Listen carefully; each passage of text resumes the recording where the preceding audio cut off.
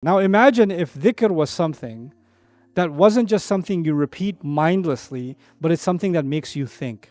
The ayat are actually about an alarm sounding off. I've been reading and listening Surah Al-Mursalat many times, but I never had this tadabbur.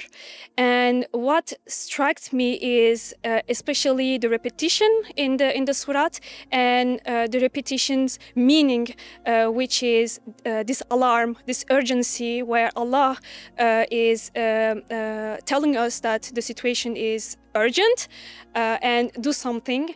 I never had thought that this repetition would sound like an alarm for us, and this was really important to me. These are going to be long and maybe even exhausting sessions, and we're going to try to do a thorough study, as much as I can do with my team, of Surah Al-Mursalat. The angels have zero tolerance for disobedience to Allah. So when they see disobedience to Allah, words of kufr, injustice, killing, fasad on the earth, what do the angels want to do?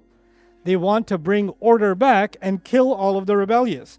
But Allah is holding them back, and He's comparing holding them back like a horse that wants to stampede and the reins are being held back. How this mulqiyati dhikra, how these reminders which are not talking, that's really, we are feeling them, that's the nature, the winds, the horses, how they are just remembering us, our Lord, Allah, and how He's so I would say generous, merciful with us, but also can be shadidul iqab. When a thinking person contemplates the winds that can pull trees out of the ground, winds that can change the shapes of mountains, winds that can destroy entire cities, winds that can bring about tsunamis that drown an entire city, an entire civilization.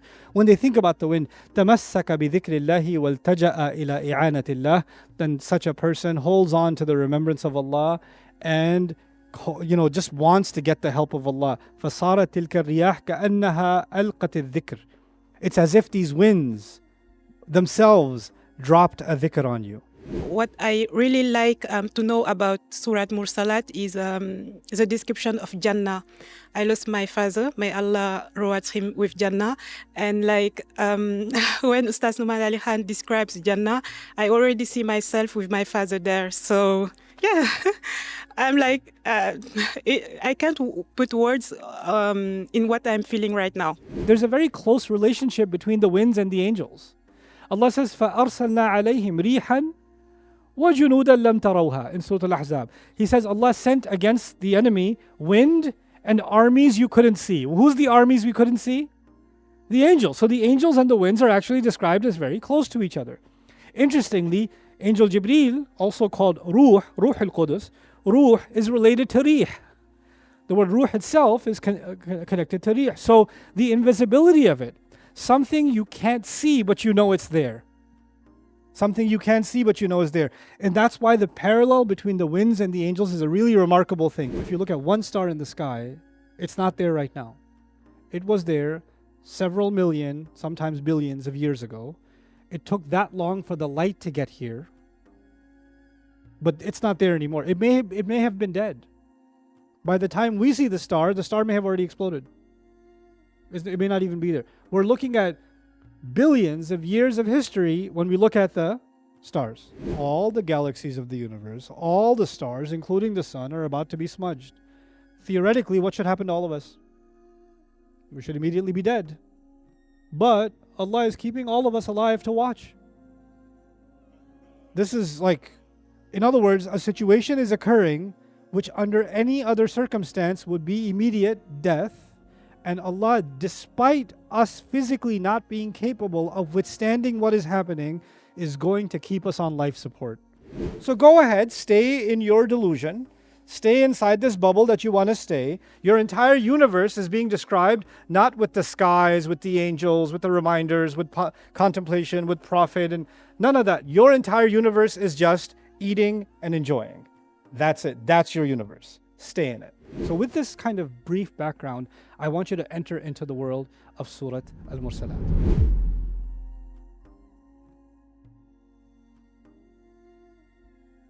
Nowadays, the world is so close to major conflict in so many places, right? And when powers are thinking about war, they're thinking about assembling their military, then deployment strategy. What pathway in the water are they going to take to get the resources to where they need to go? How is the military going to get its supplies? Where are they going to airdrop the infantry? How are they going to get the tanks there? How are they going to get the battleships there? Where are the planes going to go? How are the planes going to refuel? All of these logistics they have to think about when they're going to go to war. Because war isn't just about dropping bombs and killing. War is actually about the supply line. And that's why you see in wars, people, the enemy destroys bridges, infrastructure, water supplies, etc., because if you run out of food and supplies, you're done. Doesn't matter how much you shoot. Eventually, you're going to need lunch and you're going to be done, right? So they cut off the supplies.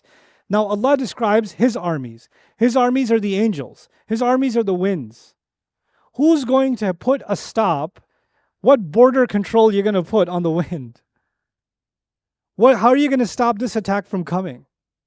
Where is it going to, and how tall and how low are you going to dig before you realize you're surrounded by Allah's army. The earth is Allah's army. The wind is Allah's army. The angels are Allah's armies.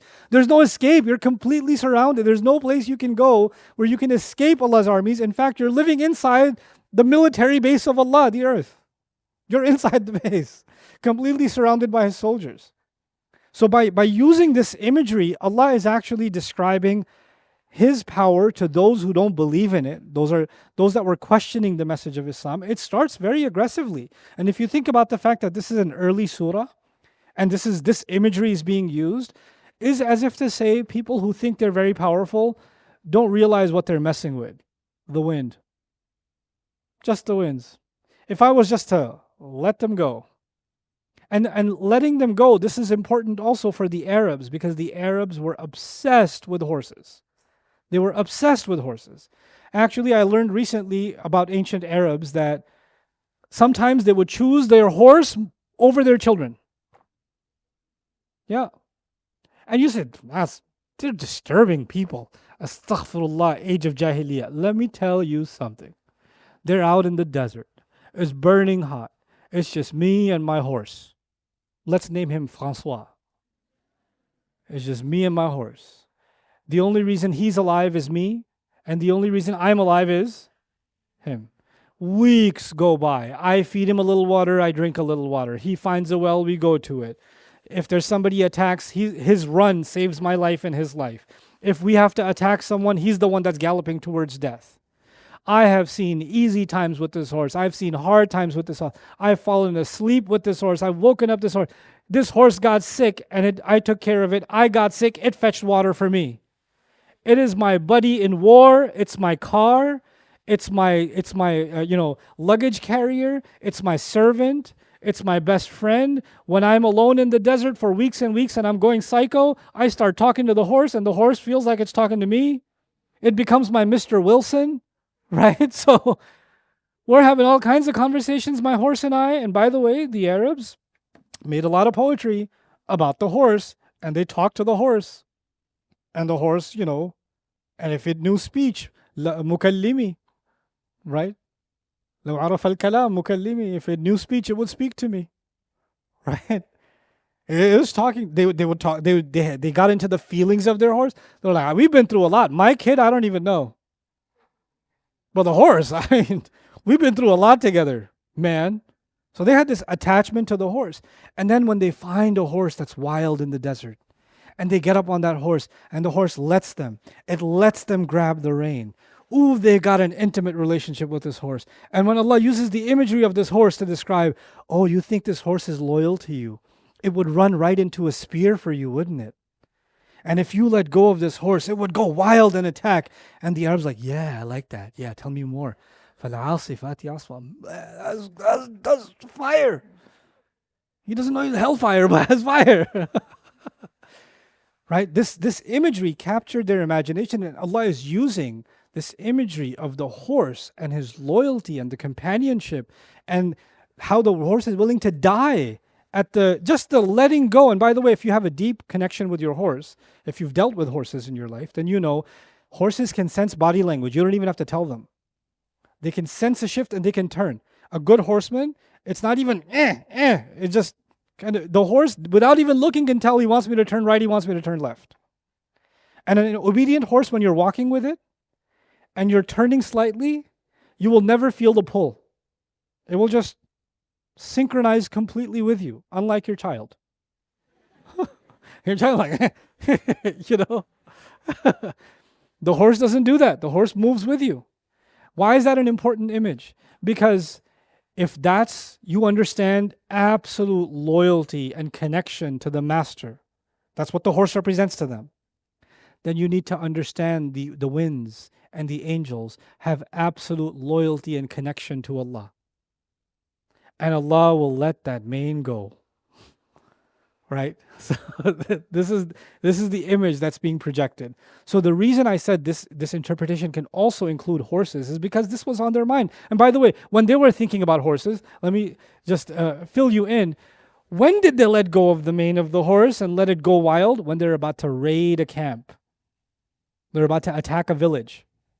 They're about to attack their enemy base. And when they attack that enemy base, the horse better go quick and run right through. Right? So they're going to do, and they're not going to go alone. They're going to take a few with them, and they're all going to take their best horses, and they're going to let go of the reins, and then the horse better what? Crush right through, and they better go together, right? فَوَسَطْنَ بِهِ جَمْعًا, which is here, فَالْعَاصِفَاتِ, well actually before, فَالْمُرْسَلَاتِ, remember Urf was together? They attack together, they pierce right through. And so even if the kafir may not be thinking about the wind, may not be thinking about the angels, the believer might think about these things. The kafir who's listening to these ayat might be thinking about the horse. And later he realized the horse was being used to make him think about the angels, to make him think about the winds. So you see, all three got connected. And by the way, what they all have in common is swift movement. And what they all also have in common is they go fast when the master wants them to, and they slow down when the master wants them to, isn't it? Because a great horse moves fast when you need it to, slows down when you need it to. The angels destroy when Allah wants them to, deliver rizq when Allah wants them to. But let's think of these ayat from the perspective of the disbeliever for a moment. Maybe he's thinking it's about the horse. And the horse is coming and is about to attack. The next ayah says, وَالنَّاشِرَاتِ نَشْرًا, they spread out. The enemy formed shields, connected to each other, with their spears, waiting for the horse to attack. They've got a line. Now the horses were coming together, and what do? They spread out. Now the enemy is like, whoa, whoa, whoa, whoa, whoa. They're going to come from the side now. We're open on the side. Spread out, spread out, spread out. When you spread out, you know what that is? فَالْفَارِقَاتِ فَرْقًا. They had to spread out to defend the horse from getting through. Right? And so this itself becomes the scene of a raid, of the attack of the horses. But this is not that different from the attack of the angels on Judgment Day, or the attack of the winds, when a nation gets destroyed, or even on Judgment Day. So all three of these images are kind of being overlaid on top of each other. The seen is being used to make you think about the unseen. This world is making you think about the next world. That's the imagery of the Quran. That's how it captured the imagination, right? So now, عَصَفُوا فِي طَيْرَانِهِمْ كَمَا تَعْصِفُ الرِّيَاحِ. They say the angels moved violently, quickly, attacking in their movement the way the wind moves. وَالثَّانِي يَعْصِفُونَ بِرُوحِ الْكَافِرِ. They say they come and attack the ruh of the kafir. إِذْ أَبَادَهُ وَأَهْلَكَهُ. Asaf is also used for destruction, to kill. وَالنَّاشِرَاتِ نَشْرًا. We're moving along, inshallah. وَالنَّشْرُ, the word nashr is the opposite of folding up. Unfolding or opening or unraveling is called nashr. That's why even nowadays for broadcast in Arabic they use the word nashr and idha'a, right? So nashrul akhbar, for example, right? Because the spreading of the news. The word nashr is very close to the word nathr in Arabic. Nathr and nashr are similar, spreading. And the opposite of nashr or nathr is shi'r or nazm. Why? Because in a poem, remember I told you about the musical notes, right? The words have to be very tight. But when somebody's writing prose, like an essay or an email, do they have to worry about the rhyming and the musical notes, or they just want to say, I hate you and I always hated you and just want you to know? Right? They just write what they write. And the words are spread. So that becomes nathr. When the words are tightened up, that becomes shi'r. And that becomes nazm, the tightening up. Anyway. So والنشر حقيقته ضد الطي ويكثر استعماله مجازا في الإظهار والإيضاح وفي الإخراج. It's used also for, nashr is also used when you make something clear. Because when you spread something out, you can see all the different parts. So things become clear. Right? So that's why the word nashr is used also for spreading news and things like that. So nashr is used for blowing of the winds. It's also used for opening something like al-manshur bin kutub al-sultan. When the king would write a letter, they would stamp it and seal it. So only the authorized people can open it. If it's open already, it's manshur. It's already been opened. The news is out, right? And one interesting thing about the word nashr is also it has the meaning of al-ihya. So an-nushur in Arabic is one of the yawmun, an-nushur is judgment day when we're going to be brought back to life, right? So when nashirati nashra could also mean, part of its meaning, the winds that bring life back.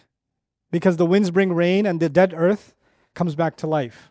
Or the the angels deliver the baby into the womb of the mother, creating life. Right? When nashirati nashra. So they're creating life also. And perhaps on Judgment Day, the angels will actually come out and bring people out, back alive again. Right? Pull them out. Akhriju anfusakum. Right? Bring yourselves out. So when nashirati nashra. فالناشرات إذا جعل للملائكة فهو نشرهم الوحي. So one meaning is if this is for the angels, then this is them spreading the revelation. أي تكرير نزولهم لذلك وكناية عن الوضوح. And this means that the revelation will keep coming, keep spreading, and it will make sure, it will be ensured that the revelation is clear. Because nushur has the meaning of clarity also.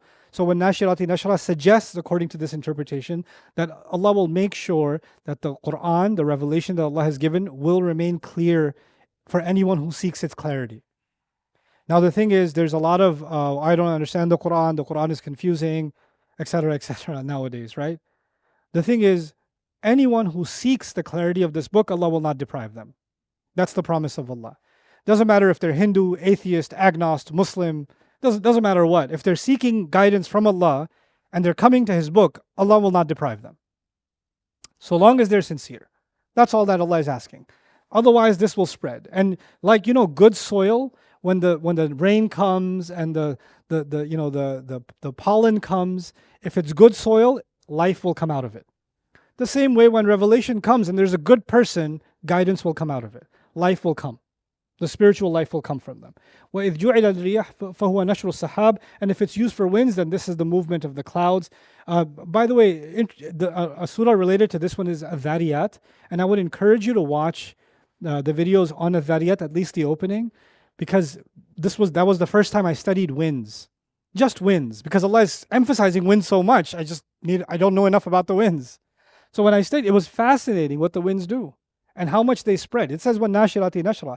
I live in the United States. We have, the Pacific Ocean, we have the Atlantic Ocean. The Atlantic Ocean is like Miami, Florida, etc., right?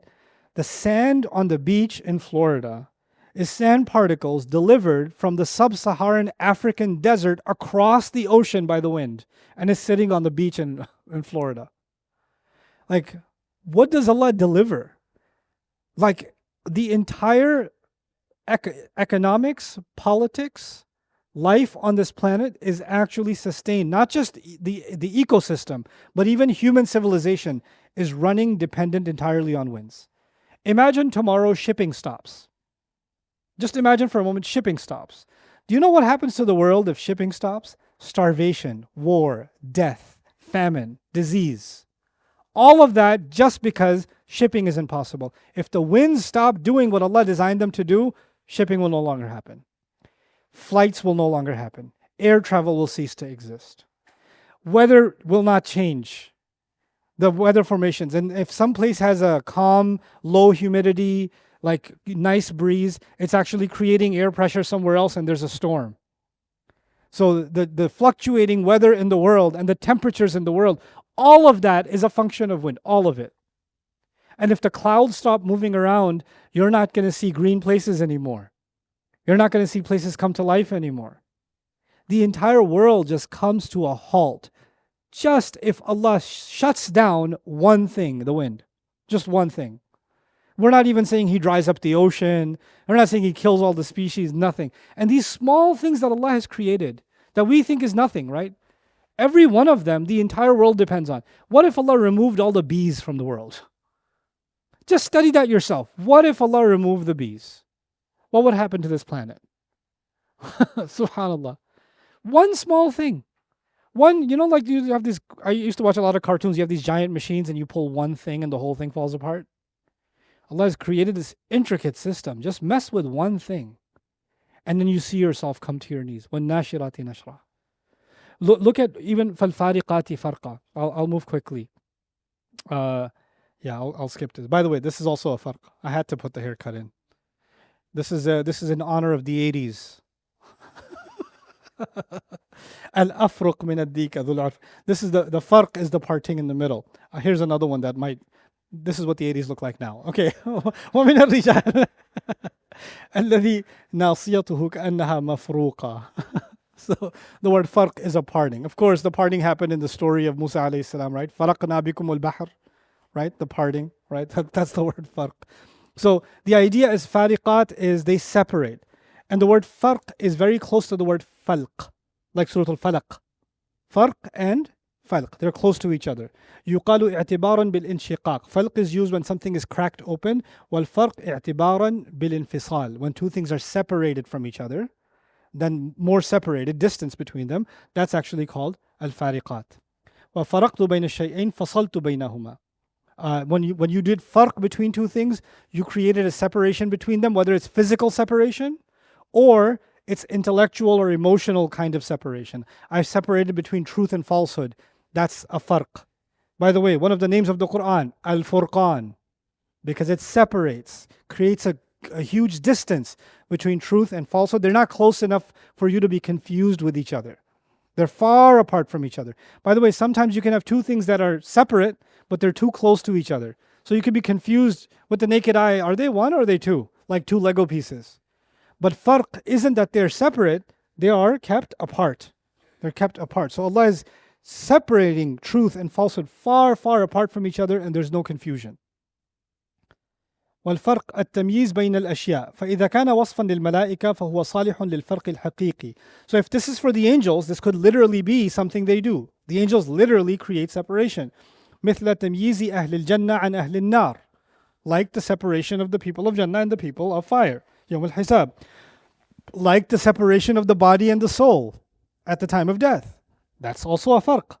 Like the وتمييز الأمم المعذبة في الدنيا عن الذين نجاهم الله من العذاب. Like the nations that were destroyed from those who were saved from those nations.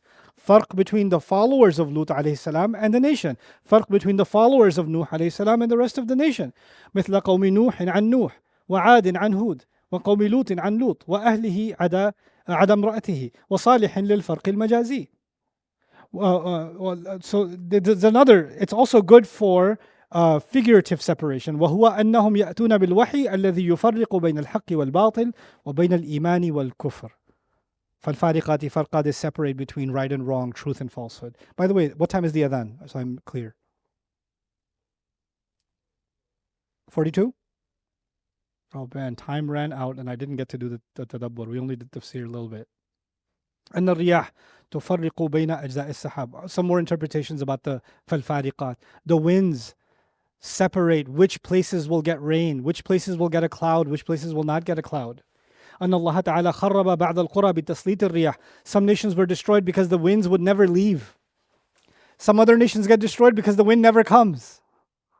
Isn't it? The same wind that gives death also gives life. The first two ayat, winds were giving death. The next couple of ayat, winds are giving life. The first two ayat, angels are destroying. In the next couple of ayat, angels are giving rizq. What is Allah telling us? Allah has not created winds as a curse or a blessing. Allah has not created angels as a punisher or a mercy. No, that depends on you. That depends on you. How will you respond to this revelation? Perhaps the angels that are supposed to be a mercy will turn into punishment.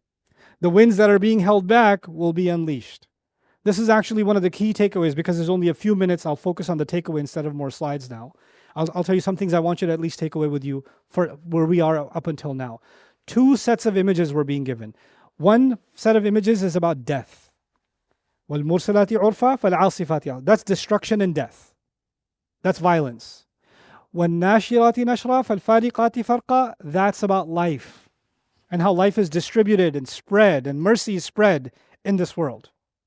Now, if this is an imagery about wind, what I want you to understand is the concept of dependency. I keep saying there's a dependency, there's a dependency, there's a dependency. There is someone who says, I don't know, maybe there's a God.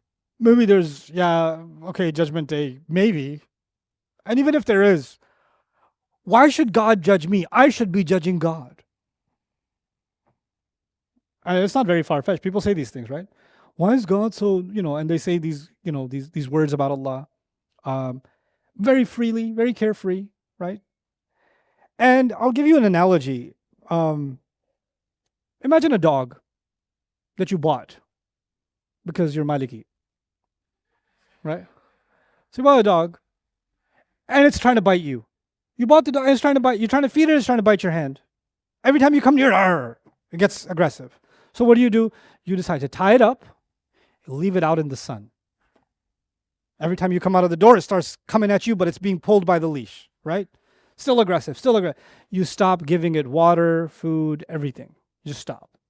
It's sunny outside. Eventually it gets thirsty. It's sticking its tongue out. Even then it looks at you and goes, "Arr." A couple more hours, maybe a whole day, maybe 24 hours. You're now sadistic. You're torturing this poor animal. You come out, this, basitun dhira'ayhi bil wasid. His paws are stuck out. Its mouth is on the ground. Its tongue is sticking out. And you take a little bit of water and you bring it close to its mouth. Now, normally, what would it do? Oh, bite your hand. What's it going to do now when it's almost at the verge of death? It quietly licks out of your hand. Quietly. And you bring some more, and it just... I haven't done this, by the way. I don't want to go to jail. But it's an analogy. What just happened? The dog felt powerful, felt like nobody can control it, until the dog ran out of some of its necessities. And then all of its rebellion disappeared along with its nutrition. It just went away. Human beings are acting so arrogant.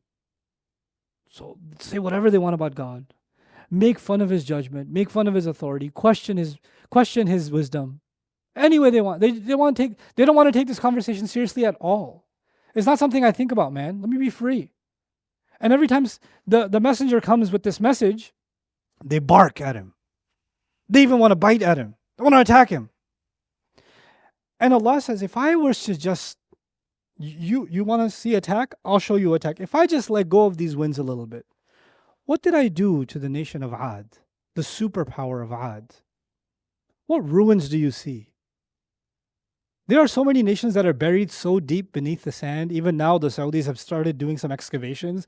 They're finding 7, 8, 10,000-year-old ruins now in the desert. How far down the earth did the winds keep blowing the sands that you being buried, 20 feet, 30 feet wasn't enough? 200, 300 feet under the ground, you're buried. Your civilization is buried. Subhanallah. وَالْمُؤْتَفِكَةَ أَهْوَى in Surah Al-Najm. فَغَشَّاهَا مَا غَشَّا. Whatever was going to covered them. My goodness. All by the wind. This is Allah teaching us, anyone who engages the Quran to never look at nature the same way again. Behind nature itself is a military. Nature is an army. And the only reason I'm feeling a nice breeze is because Allah hasn't let go of the mane. That's the only reason. So instead of coming out and saying, today's a nice day, I will go for a walk, the first thing that comes to my mind is, man, this is one of those days that's still وَالنَّاشِرَاتِ نَشْرًا فَالْفَارِقَاتِ فَرْقًا. And boy, is that a reminder. If one truly contemplated that, then they would see فَالْمُلْقِيَاتِ ذِكْرًا. They would see that. They would appreciate that. So yes, the ayat could refer to revelation, but the winds themselves are a powerful reminder. The thing for us to think about in this surah is Allah did not begin with the calm winds. He began with the violent winds, didn't he? And then he mentioned the calm winds. But we know the world The normal state of this planet, is it the violent wind or the calm wind? Can you imagine if the normal state was the violent wind and the exception was the calm? Like there was an announcement, tomorrow is going to be a nice day, be careful. There will be nothing left. There will be no life left. But ironically, Allah mentioned, counterintuitively, Allah mentioned the destructive power of winds first, the destructive element of the angels first, and then the normal. Why? Because Allah wants the attention of those who think the normal is given for granted. It's not normal. The only reason it's normal is that the foot is still on the brake. That's the only reason it's normal. It's not default, it's actually manually being stopped. The default is destruction. We think because the good weather is there all the time and the storm is there sometimes, that the default is good weather. Allah is re-engineering our worldview and saying actually the normal for this world, because of how much oppression happens in this world, is for the winds to do what they want to do to bring back order and obedience to Allah. And the kafir, to the wind, the kafir is better off dead because his dead body cannot disobey Allah. That's what the wind wants. But Allah says, no. Hold him back. Hold it back. Hold it back. Not yet. Not yet. Not yet. Don't.